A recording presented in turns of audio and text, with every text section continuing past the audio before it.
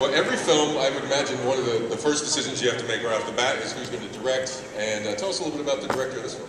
Mike Newell, hopefully you know who Mike is. He did one of the Harry Potters, he did Four Weddings and a Funeral, and he did Donnie Brasco. So he covers everything. He can do the real live action and the romance and humor, and then with Harry Potter he can do the mystical things too, the magical things.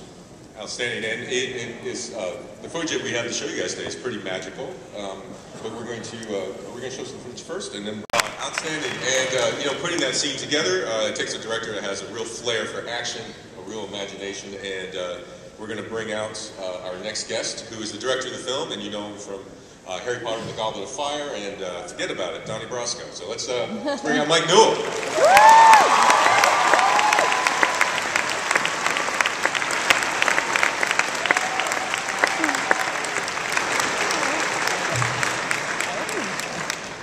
Welcome. So tell us a little bit about that scene, putting that together. Well, first of all, what do you think of this? This is pretty great. Hello, y'all. So that scene, tell us a little bit about filming it. That's pretty intense. The scene took forever. I was just saying to Jake behind there, if they'd let us, we would be shooting it now. It was shot by on three separate tracks. There was the kind of character action stuff. Then there was the stunt stuff, which was handled by the second unit, but with Jake, very important. Jake doing a tremendous number of the stunts himself. It makes it so much easier when the lead actor can actually do that stuff, as Jake could. He asked him about that. And then, of course, there's the third thing, which is the computer graphics side of it. And all of those were very, very complicated in that scene. The big shots of the city didn't exist. We sent people to India to photograph Indian cities so that we got the detail absolutely right.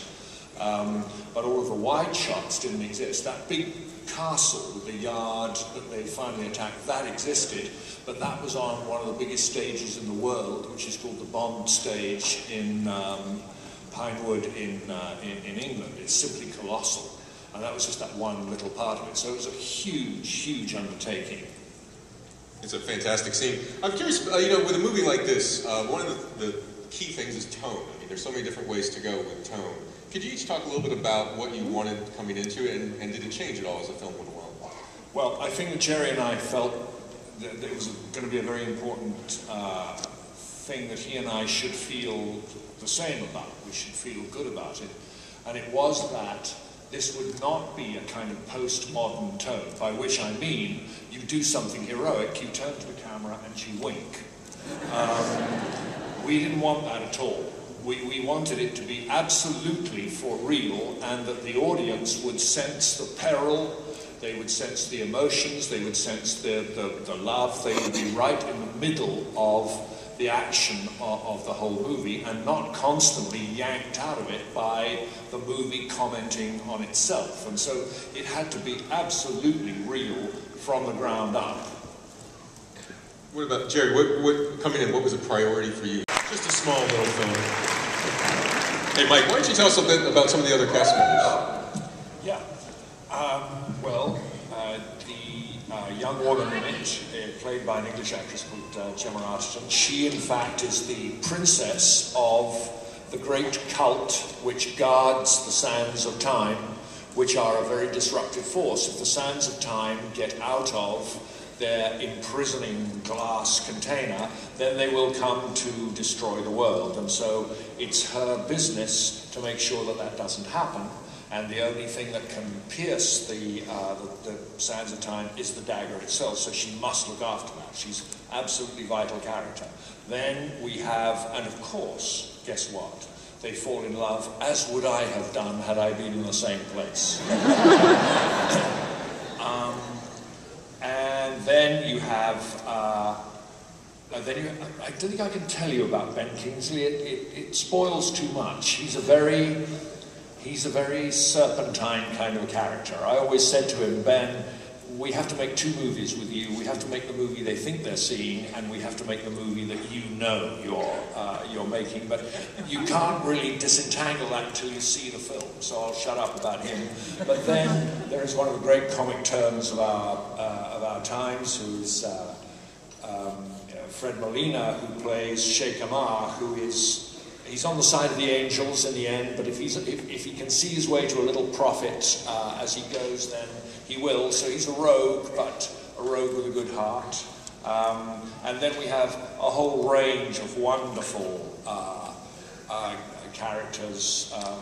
The princes.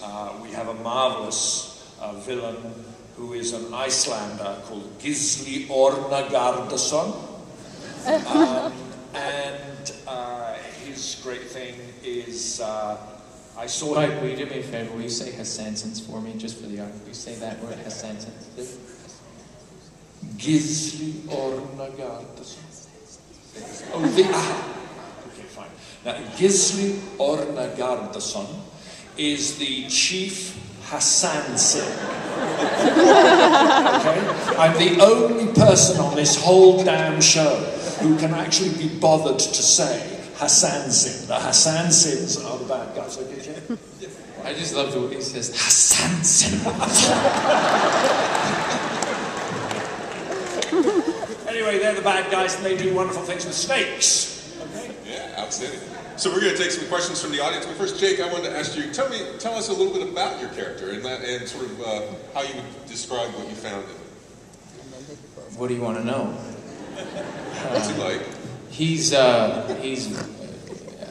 you know, he has the difficult challenge of being able to take, you know, the situation at hand as seriously as it, you know, is possible to be taken when you have a dagger that turns back time and you have men with snakes that come out of their arms chasing you, and at the same time have fun while he's doing it. You know, I think he he has a real wry sense of humor, which I appreciate and appreciate about him. Particularly the first draft of the script I read, he was always, though he was a strong fighter, you know, and unaware of the destiny that was in front of him, always kind of greeted each challenge with a sense of fun, and he always does, and he also likes to jump off of things, and he also likes to fight, and with his fists and with his swords, and he also likes princesses.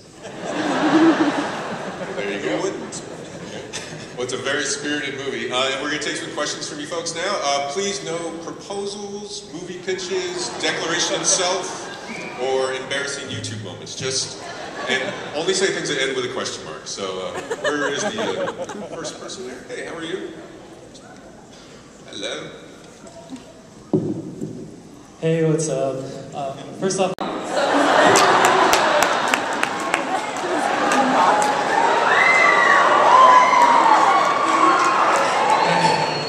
Your name? Okay, well, I would like to answer that question by saying I'd like to go back to my birth. No, it was so much fun. What can you do when you get paid to get tan and, you know, get in shape? How am I supposed to answer that question? It was great. It's great. It's amazing. Every character, like a different character, requires different things, and this, you know, this required that. You're pretty. I just thought you should know.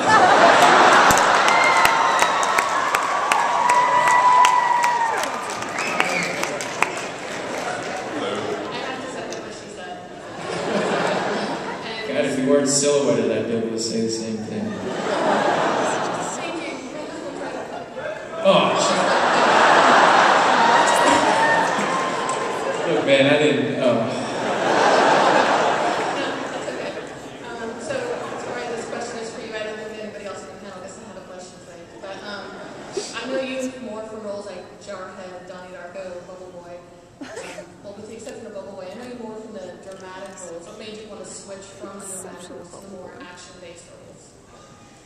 Well, you know, all my peers seem to be getting into it, so I thought maybe I'd try my hand. You know, I love big action adventure movies. I really do. I mean, Indiana Jones is like one of my favorite movies. And you know, this character, I think Jordan was inspired by movies like that, and somehow it just mixed all of these interests and all of these movies that I love so much, you know. And yeah, sorry, man, I didn't mean to say that. Thank you. We got somebody else? I got a question for the whole panel, which is about the difficulty of taking a video game and turning it into